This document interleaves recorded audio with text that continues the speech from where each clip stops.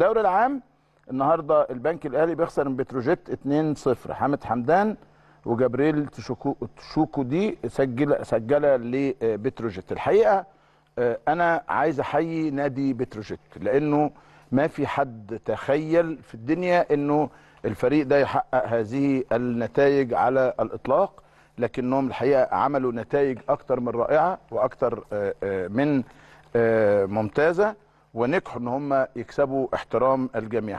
هحط لكم جدول الدوري العام حالا على الشاشه بعد نهايه مباريات الاسبوع عشان تشوفوا الدنيا بقى شكلها عامل ازاي في الدوري العام. بيراميدز في الصداره ب 21 نقطه. اولا الحاجه الكويسه ان كل الفرق لعبت 10 مباريات وده كويس. فبيراميدز 21، الزمالك 20، الاهلي 20، سيراميكا 19، المصري 19 18، بتروجيت السادس ب 16 نقطه. ده مهم جدا في مسيرته حتى في البقاء في الدوري العام. البنك الاهلي بعد خسارته النهارده توقف رصيده عند 14 نقطه لكن في المركز السابع، وزيد كمان بعد خسارته توقف رصيده عند 13 نقطه زيه زي الاتحاد. دول التسعه الاوائل لحد دلوقتي. ثم الاسماعيلي 12 نقطه في المركز العاشر، ثم حرس الحدود ال 11 12 نقطه، فاركو 12 نقطه في المركز ال 12، في المركز ال 13 ياتي طلائع الجيش ب 12 نقطه. سموحه النهارده بعد فوزه الغالي على زد وهو فوز يدين به لنجمه صمويل امادي 2-1. كان تقدم صمويل في الدقيقه 39، تعادل زيكو في الوقت الضايع من الشوط الاول، ثم نجح تاني صمويل امادي انه يسجل الهدف الثاني في الدقيقه 85، رفع رصيد سموحه الى 11 نقطه في المركز ال 14.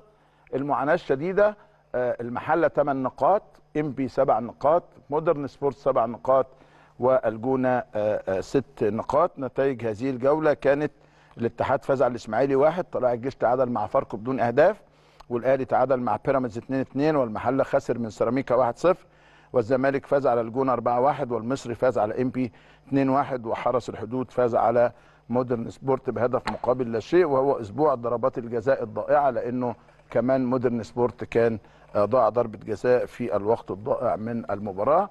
ادي نتائج الدوري كلها حتى هذه اللحظه. نتمنى ان شاء الله ان احنا يعني المباريات القادمه بقى ما فيش فيها هزار، ما عندناش هزار. بص بس انا هشرح لك عشان تبقى عارف القصه ماشيه ازاي. انت الدور الاول 17 مباراه، الدور الثاني 8 مباريات، فاضل لك على ختام الدوري 15 مباراه اول عن اخر.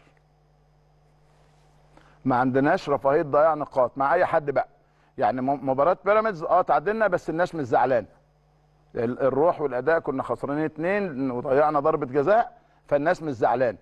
يعني الناس ملتمسه بعض الاعذار يعني للفرقه، وعندك اصابات كتير وعندك فالامور بتسير الحمد لله من خلال المباراه اللي فاتت بالروح اللي لعبنا بيها والشكل الجيد اللي الفورمه اللعيبه كانت فيه والفرص اللي ضيعناها المؤكده، انه ماشي خلاص نقطتين ضايعين بنزعل على ضياع النقطتين لكنه مبسوطين من الروح والاداء ومن الشكل.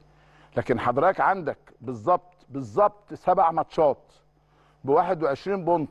ابدا عد من دلوقتي كده. ماتش مودرن سبورت اللي جاي تقوم جاي عامل علامه صح، اللي بعديه تعمل صح، اللي بعديه تعمل صح، تعمل صح في ال7 مباريات، وترجع في ال8 مباريات اللي بعد كده تكسبهم كلهم بعون الله، لان قدراتك بتقول كده وامكانياتك بتقول كده.